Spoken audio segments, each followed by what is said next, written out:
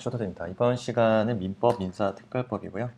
내일 시험이잖아요. 내일 시험에 맞춰서 어, 기출문제 계속 반복해야죠.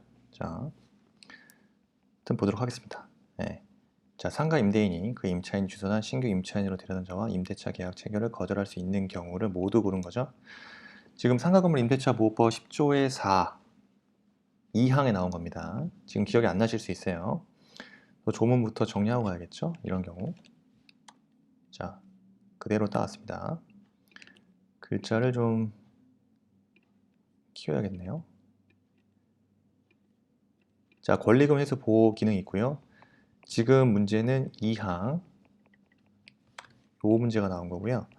자, 1항에서 임대인은 임대차 기간이 끝나기 3개월 전부터 임대차 종료 시까지 자, 다음 각호에 어느 하나에 해당하는 행위를 함으로써 권리금 계약에 따라 임차인이 주선한 신규 임차인이 되려는 저로부터 권리금 지급받는 것을 방해해서는 안 되는데, 네, 안 된다. 다만, 제10조 1항 각호의 어느 하나에 해당하는 사유에는 그러하지 아니하다. 근데 방해하면 안 된다. 그래서 어떻게 하는 거냐? 임차인이 주선한 신규 임차인이 되려는 자에게 권리금 요구하거나 임차인이 주선한 신규 임차인이 되려는 자로부터 권리금을 수수하는 행위. 다음에 임차인이 주선한 신규 임차인이 되려는 자로 하여금 임차인에게 권리금을 지급하지 못하게 하는 행위. 그래서 방해하는 행위죠. 자, 세 번째, 임차인이 주선한 신규 임차인이 되려는 자에게 상가 건물에 관한 조세, 공가금, 주변 상가 건물의 차임, 보증금, 그 밖에 부담에 따른 금액에 비추어 현재의 고액의 차임과 보증금을 요구한 행위. 하면 안 돼요. 4호, 그 밖에 정당한 사유 없이 임대인이 임차인에게 주선한 신규 임차인이 되려는 자와 임대차 계약 체결을 거절하는 행위를 하면 안 되잖아요. 방해 행위를 하면 안 되는데, 2항에서 요 네 가지가 지금 나온 거죠. 다음 각호 어느 하나에 해당하는 경우 제1항 4호의 정당한 사유가 있는 것으로 보잖아요. 그래서 첫 번째, 임차인이 주선한 신규 임차인이 되려는 자가 보증금 또는 차임을 지급할 자력이 없는 경우, 두 번째, 임차인이 주선한 신규 임차인이 되려는 자가 그 임차인으로서의 의무를 위반할 우려가 있거나 그 밖에 임대차를 유지하기 어려운 상당한 사유. 자, 세 번째, 임대차 목적물의 상가 건물을 1년 6개월 이상 영리 목적으로 사용하지 않은 경우, 임대인이 선택한 신규 임차인이 임차인과 권리금 계약을 체결하고 그 권리금을 지급한 경우입니다. 자, 문제 볼까요? 문제. 기억. 임대차 건물을 상가 건물에 6개월 동안 영리 목적으로 사용하지 않은 경우 틀렸죠. 자, 보시면 1년 6개월입니다. 1년 6개월. 1년 6개월. 나머지 니은 임차인이 주선한 신규 임차인이 되려는 자가 보증금을 지급할 자력이 없다. 맞고요. 임대인이 선택한 신규 임차인이 임차인과 권리금 계약을 체결하고 권리금을 지급한 경우 맞고요. 임차인이 주선한 신규 임차인이 되려는 자가 임차인으로서의 의무를 위반할 우려가 있다. 맞죠? 그래서 정답은 니은, 디귿, 리을입니다. 자, 정답 5번이죠.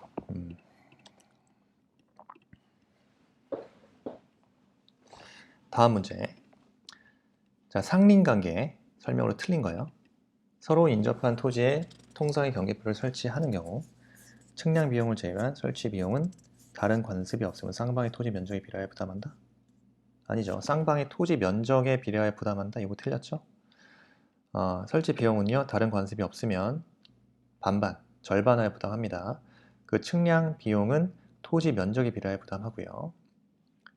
측량 비용을 제외한 설치 비용, 이 부분도 틀린 거예요. 측량 비용은 토지 면적에 비례하지만 설치 비용은요. 다른 관습이 없을 때 쌍방이 절반하여 부담합니다.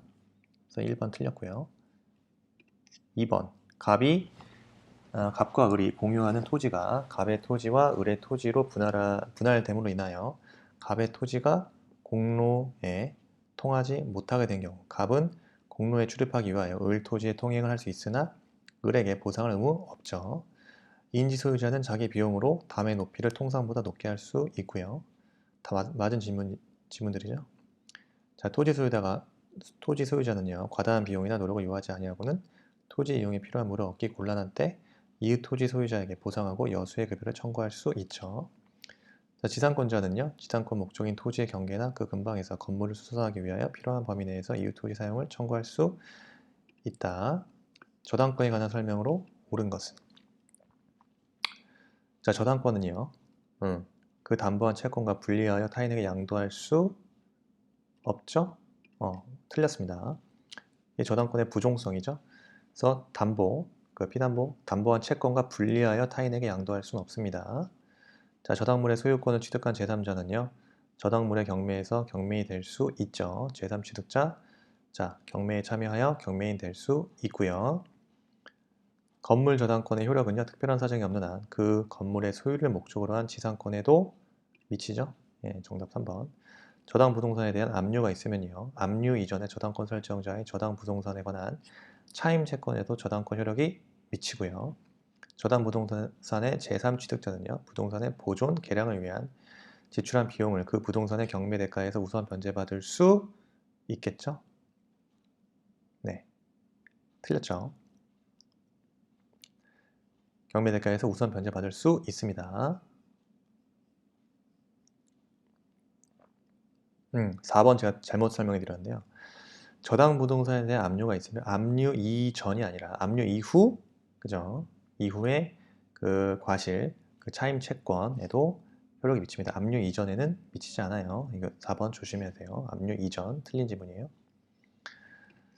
법률행위 조건과 기한에 관한 설명으로 옳은 겁니다. 자, 정지 조건이 있는 법률행위는 조건이 성취한 때로부터 그 효력을 잃는다가 아니라 발생하는 거죠.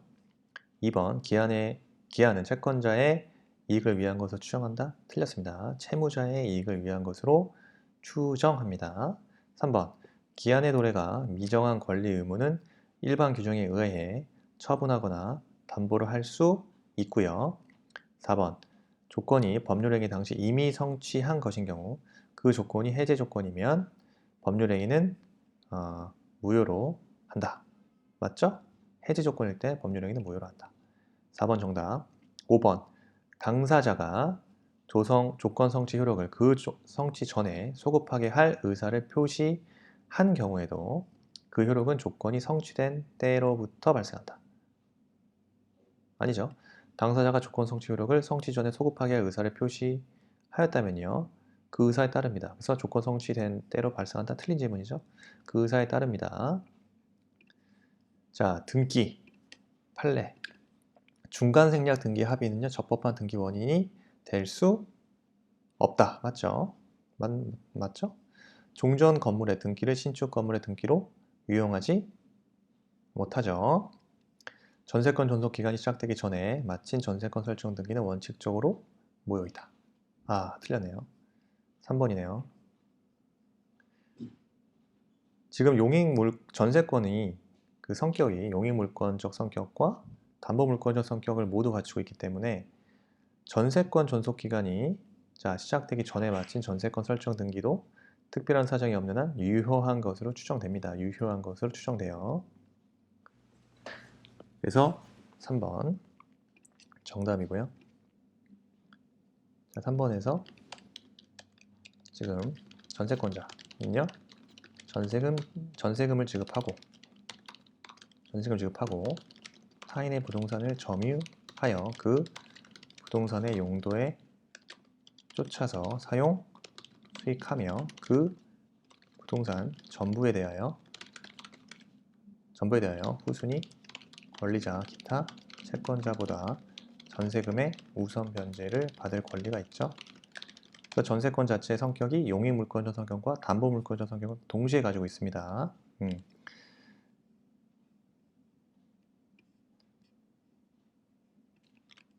네. 따라서 그죠?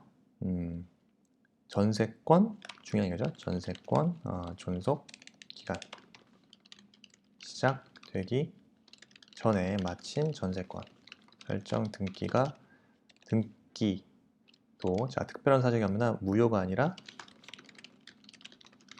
유효한 것으로 추정됩니다. 그렇죠? 정답 3번이고요. 자, 미등기 건물의 양수인이 건물의 신축가 양도인의 동의를 얻어 직접 자기 명의로 보존 등기를 한 경우 유효하죠.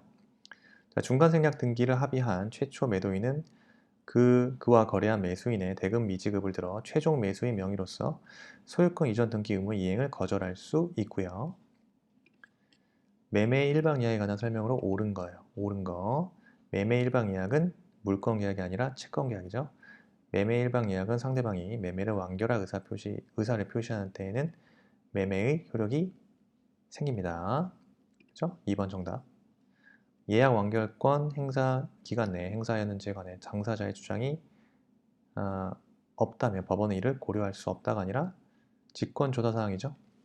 그래서 매매 예약 완결권이 제척 기간 도과하였는지 여부는 직권 조사 사항이기 때문에 굳이 그죠? 당사자의 주장이 없더라도 법원이 당연히 직권으로 조사하여 재판한다는 것이 판례 입장입니다. 3번 틀렸고요.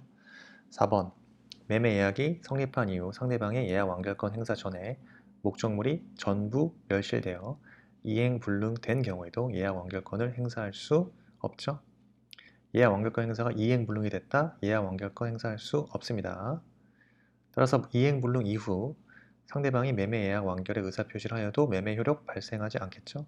4번 틀렸습니다. 5번 예약 완결권은 당사자 사이에 그 행사 기간을 약정하지 않은 경우 그 예약이 성립한 날로부터 5년 내에 이를 행사한다. 틀렸죠? 5번 질문은 어디서 틀린 거죠? 5년이 아니라 10년 내에 이를 행사하면 됩니다. 10년 내 예약 완결권 행사 기간에 관하여 약정이 없는 때에는 예약이 성립한 때로부터 10년 내에 행사하여야 합니다. 자, 6번 틀렸고요. 7번 의사표시 효력 발생에 관한 설명으로 틀린 것은 표의자가 매매의 청약을 발송한 후에 사망하여도 청약의 효력에 영향을 미치지 않죠? 정답 맞고요. 자, 상대방이 정당한 사유 없이 통지의 수령을 거절한 경우에도 그가 통지의 내용을 알 수 있는 객관적 상태에 놓인 때 의사표시 효력이 생기죠. 자, 의사표시가 기재된 내용 증명이 발송되고 달리 반송되지 않았다면 특별한 사정이 없는 한 의사표시는 도달한 것으로 보고요. 표의자가 그 통지를 발송한 후 제한 능력자가 된 경우 법정 대리인이 통지 사실을 알기 전에는 의사표시 효력이 없다? 이거는 틀렸죠. 조문입니다. 111조 2항을 보시면요. 민법 111조 2항이에요. 의사표시자가 그 통지를 발송한 후 사망하거나 제한 능력자가 되어도 밑줄, 그죠? 의사표시의 효력에 영향을 미치지 아니합니다. 라고 규정되어 있어요. 그래서 그 법정 대리인이 그 통지를 사실을 알기 전에 의사표시 효력이 없다? 이런 말 틀렸죠. 사망하거나 제한 능력자가 되어도 의사표시 효력에 영향을 미치지 않습니다. 민법 제 111조 제2항에 보시면 규정이 되어 있고요.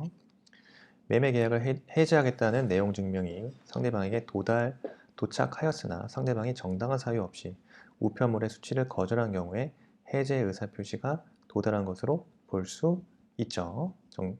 옳은 지문. 주택임대차보호법이요. 8번 판례가 한다. 관례가 아니죠.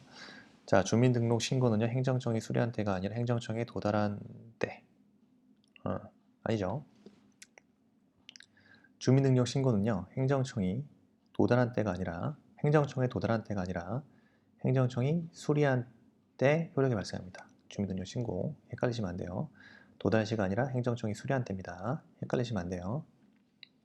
자, 등기 명령의 집행에 따라서 주택 전부에 대해 타인 명의의 임차권 등기가 끝난 뒤 소액 보증금을 내고 주택을 임차한 자는 최우선 면제권 행사할 수 없다. 옳은 거죠? 자, 등기 명령 집행에 따라 주택 전부에 대해서 타인 명의 임차권 등이 끝난 뒤 소액 보증금을 내고 그 주택을 임차한 자는 최우선 면제권 행사할 수 없다. 맞습니다. 이미 타인 주택 전부에 대해서 타인 명의 임차권 등이 끝난 뒤이기 때문에 소액 보증금을 내고 주택을 임차한 자는 최우선 면제권 행사할 수 없어요. 옳은 지문. 3번 임차권보다 선순위 저당권이 존재하는 주택이 경매로 매각됐다. 경매의 매수인은 임대인의 지위를 승계합니까? 자, 임차권보다 선순위 저당권이 존재하는 주택이 경매로 매각된 경우는 경매의 매수인은 임대인의 지위 승계하지 않습니다. 이게 틀렸습니다. 4번 소액 임차인은 경매 신청 등기 전까지 임대차 계약서의 확정일자를 받아야 최우선 면제권 행사할 수 있다? 4번도 틀렸죠. 소액 임차인이 경매 신청 등기 전까지 대항 요건을만 갖추면요. 대항 요건만 갖추면 최우선 변제권 행사할 수 있습니다. 최우선 변제의 경우 확정일자 필요 없어요. 네, 4번 틀린 질문. 주택 임차인이 우선 변제권은 대지의 환가대금에는 미치지 않는다? 틀렸죠. 주택 임차인의 우선 변제권은 대지의 환가대금에도 미칩니다. 그렇죠? 정답은 그래서 2번이 되는 거고요.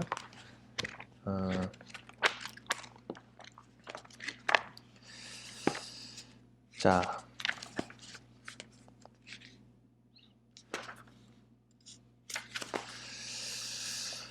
9번이요. 2014년 갑은 친구 을과 계약 명의 신탁을 했네요. 그 사실을 알고 있는 병은 명의 수탁자 을과 그 매매 계약에 따라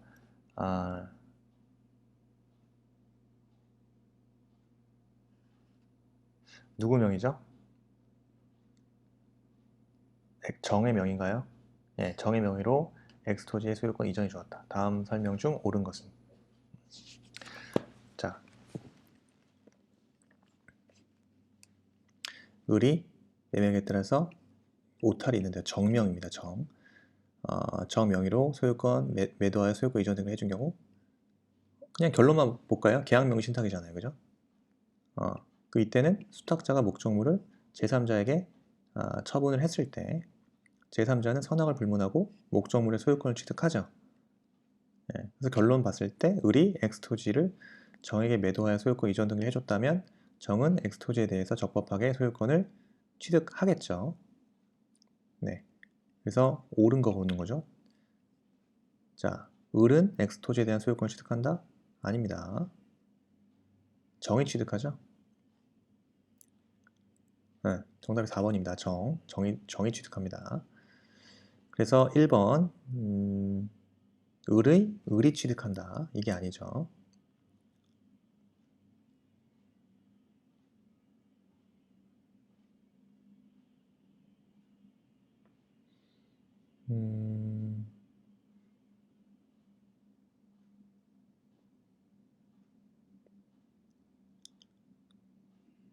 다음 갑은 자 병에 대해서 X토지에 대한 소유권 이전 등을 청구할 수 있다.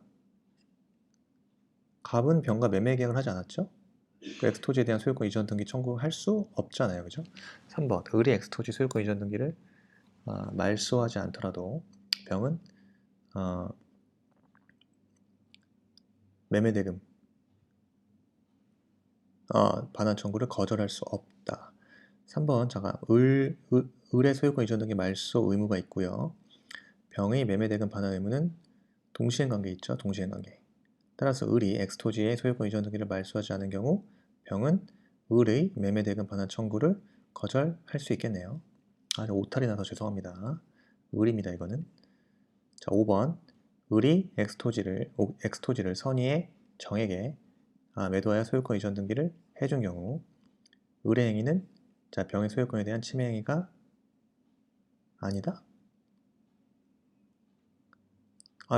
완벽하게 침해 행위죠.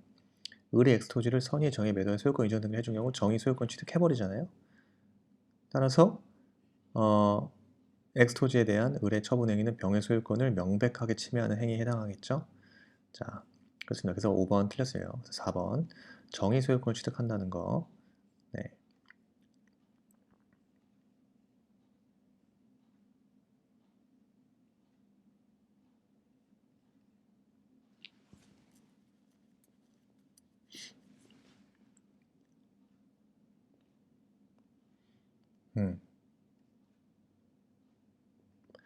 그래서 여러분 1번에서도요.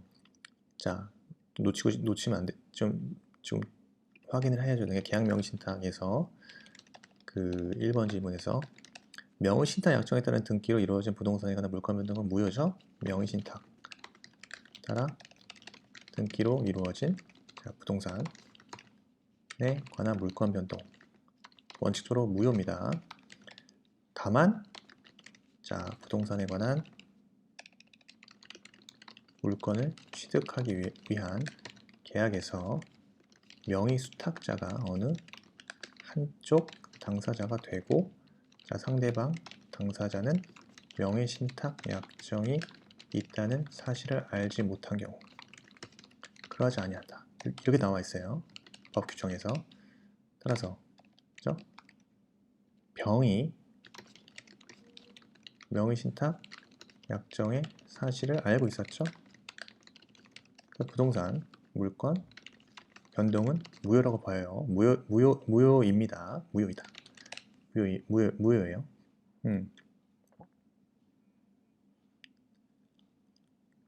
근데 사안에서 같이 수탁자죠.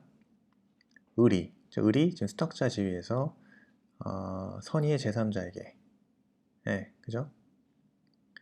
경우 제3자는 목적물을 제3자에게 정명의로 엑스토지 소유권 이전이 주었던 거죠.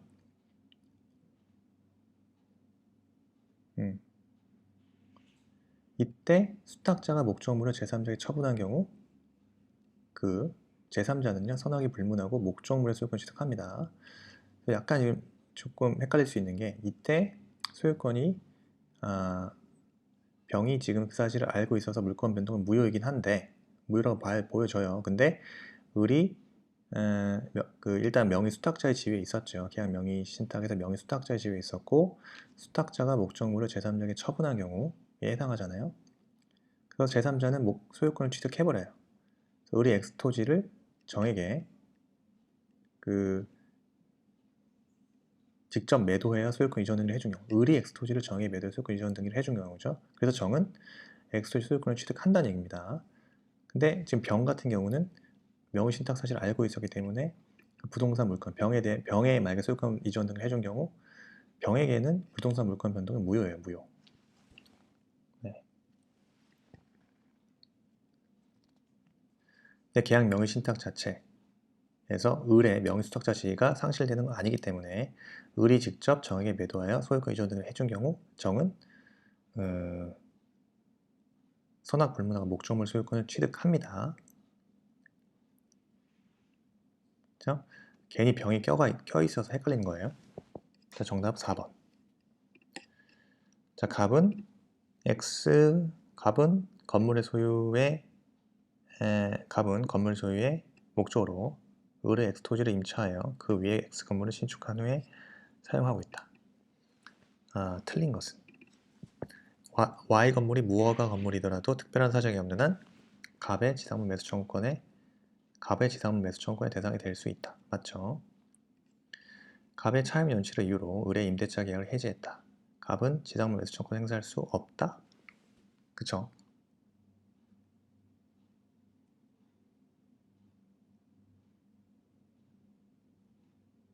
네. 맞는 질문. 임대차 기간이 정함이 없는 경우 을이 해지 통고를 하면 갑은 지상물 매수 청구권 행사할 수 있고요. 대항력을 갖춘 갑의 임차권이 기간 만료를 소멸한 후에 을이 엑스토지를 병에게 양도한 경우 갑은 병을 상대로 지상물 매수 청구권을 행사할 수 있다. 틀린 거죠. 5번. 갑이 Y 건물의 근저당권을 설정한 경우 임대차 기간이 만료하면 갑은 을을 상대로 지상물 매수 청구권을 행사할 수 없다. 다시 볼게요. 지금 지상물 매수 청구권, 그렇죠? 5번 질문. 핵심은 그거죠. 지금 지상물 매수 청구권의 대상은 일단 제한이 없습니다. 제한이 없어요. 그래서 지상물이 현존하기만 하면 토지 임차인 지상물 매수를 청구할 수 있습니다.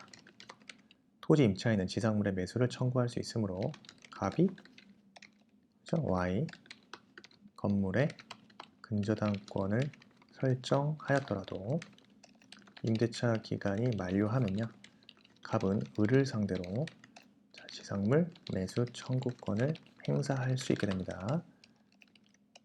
다시, 지상물이 현존하기만 하면 토지 임차인은 지상물 매수를 청구할 수 있기 때문에 갑이 Y 건물의 근저당권 설정 하였더라도 임대차 기간이 만료하면 지상물 매수 청구권 행사할 수 있습니다. 그래서 행사할 수 없다 그랬죠? 그래서 5번이 정답이네요.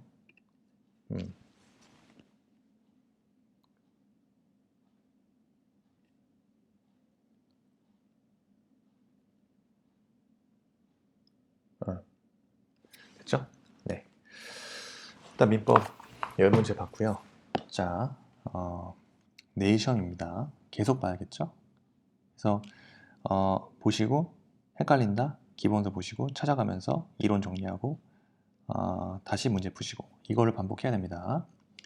자, 내일 모두 건승하시길 바라고 꼭 합격하시길 기원하겠습니다. 감사합니다.